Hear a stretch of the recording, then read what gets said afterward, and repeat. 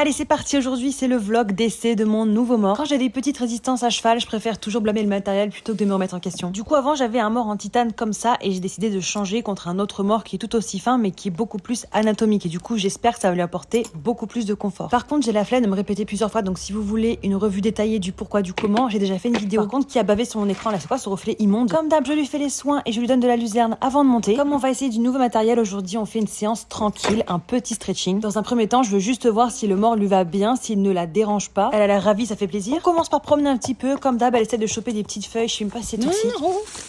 Après, on va en carrière avec une grande motivation. Je vous avoue que moi aussi, j'ai trop la flemme.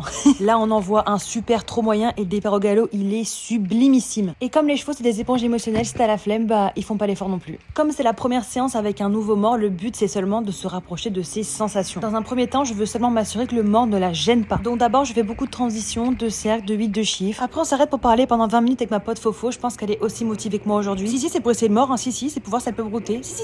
Bon, allez, faut la terminer cette séance. En plus, la lumière, elle est magnifique. On dirait que je suis un ange. Franchement, j'ai des super sensations avec le mors. Déjà, ma jument, elle me lâche pas dans le contact. Après, je lui ai rien demandé de très compliqué pour l'instant, c'était vraiment un test, mais elle ne me lâche pas. Et effectivement, je trouve que j'ai un bon contrôle latéral. Moi, dans mes cercles, j'ai souvent tendance à avoir des soucis d'épaule qui traversent un peu d'un côté ou de l'autre, et là, je trouve qu'elle est pas mal. Après, faut pas s'emballer, hein. Ça peut être juste qu'aujourd'hui, ça se passe bien, et demain, c'est de la merde. Mais faut tester le mors plusieurs jours, en tout cas, à chaud comme ça, c'était pas mal. Après aussi, des fois, l'effet de surprise d'avoir un nouveau mors, les chevaux sont mieux un temps, et ensuite, bah, ils retournent dans leur travers, donc c'est pour ça que c'est intéressant de pouvoir le tester sur plusieurs jours avant de tirer des réelles conclusions, quoi. Là, je détends un petit peu mes rênes et c'est cool parce qu'elle vient chercher avec son bout du nez vers le mors, donc ça veut dire qu'elle accepte le contact. Et pour terminer, j'essaye de remonter une dernière fois sur mes rênes un peu plus courtes, voir si elle arrive à se tenir avec un contact un petit peu plus franc. Et franchement, elle le fait bien. Fin de séance, je détends mes rênes, je trotte Byron et c'est cool parce qu'elle vient avec son bout du nez chercher en bas. Pour un premier test, je suis franchement ravie. J'avais oublié les bonbons, donc je les donne au box.